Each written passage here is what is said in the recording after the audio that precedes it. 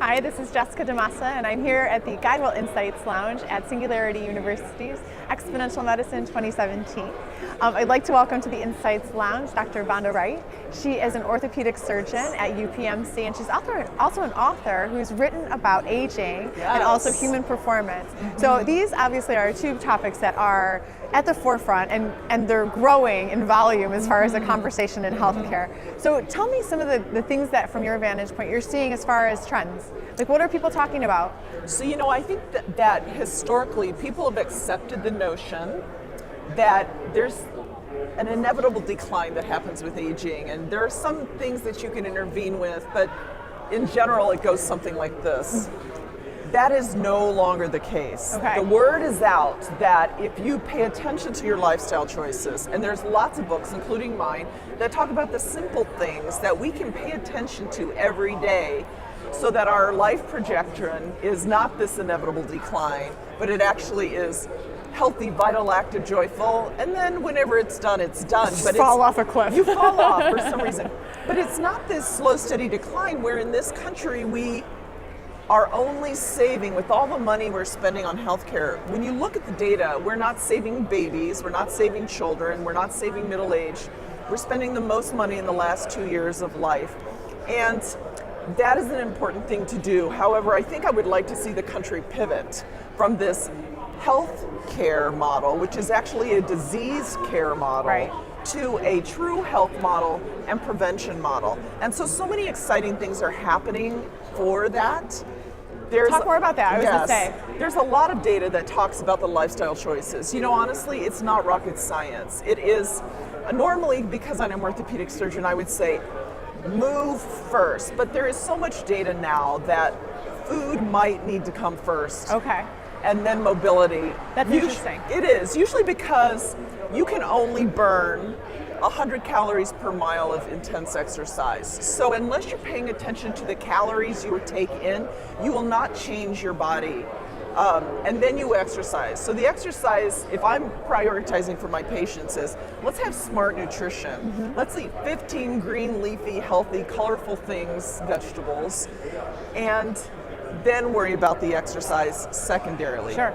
The thing that also is very important for healthy aging is the social relationships that we build, because isolation is very, very unhealthy, and as we age, we tend to withdraw from our normal circles. Yep. So if we can maintain that kind of connectedness, it keeps us more healthy. So here we are, at XMed, and Yes. we're talking about these different kinds of technology that are moving things forward, but the two things that you just suggested, they're very low tech, but there's the potential for some really high tech things to make an impact. Yes. So everything from, as far as diet is concerned, microbiome, and understanding how your gut bacteria impacts your nutrition. Understanding that broccoli is just not a vegetable in the it's store, so much more but than it's metabolically active. It turns on genes. Right. It reacts to your personal enzymes in a very different way than it would react to someone else. Those are really important pieces of information. Or even in robotics, keeping people who are older company. Mobile. Yeah, or mobile. I was going to say, talk to me a little bit more too about some of the other technological advances that you can really see making an impact on the way that we age well. And you're looking at this going all the way, as you said, prevention. So it's like taking care of yourself, aging well starts when? Well, I think it starts before you're born. There is a lot of data now that the first 9 months of gestation predicts your health for a lifetime. Oh, wow. So if you're a grandmother whose daughter is having your grandchild, your influence on her health will influence your grandchild's health, and it just progresses through the generations. So I think, something that I like to talk about is the fact that if we really want to change health and aging in this country, we have to reach the women first. Okay. Because women make 80% of all the healthcare decisions.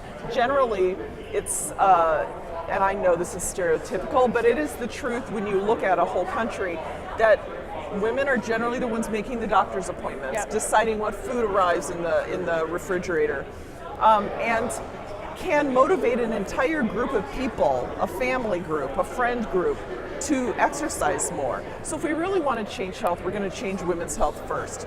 But then in terms of the technology, what if every new house that's built is completely connected? that because of exponential technology, it's not expensive to put sensors in a house. Right.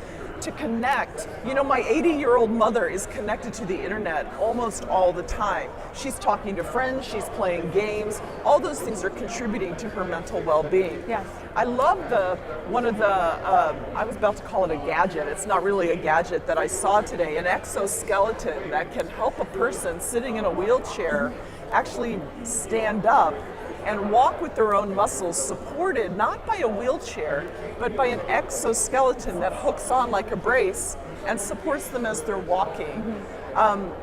That's really exciting technology we've never had before to keep people mobile long into the future. No, and that's so exciting to hear of these different technologies that are currently being applied for one very specific thing, Right. and then taking that and applying it to the idea of living well Yes.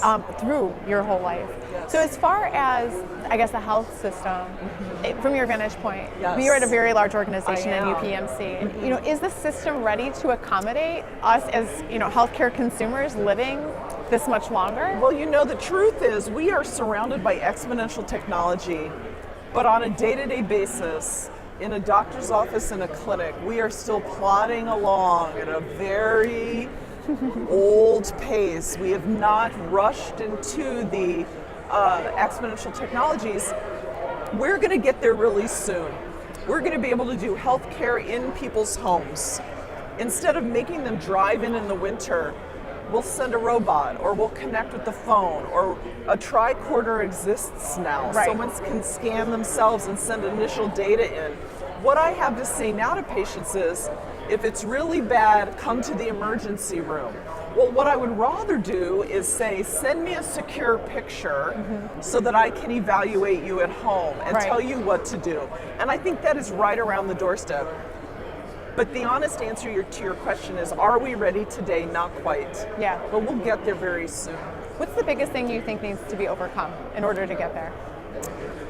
The biggest thing I think that needs to be overcome in healthcare systems is getting past the we've always done it this way and the obstinance to change. That is the same answer to a question that I thought you were going to ask me. What is the biggest obstacle for people living well as they're aging? And I think that it's impossible for people to identify with who they're going to be in 20 years, so they don't want to change, so it's better. So I think the motivation has to be today. Am I optimized today? Do I feel like 25 million bucks today? And that will help us live. I love that. Bring it healthier into the now. Today, I love it. Yeah. Dr. Vonda Wright, thank you so much for joining Thank us you. here at the GuideWell Insights Lounge. It's a pleasure to speak to you always. Thanks. Thank you so much to everybody watching. This is Jessica DeMassa from the GuideWell Insights Lounge at Singularity University's Exponential Medicine. Thanks.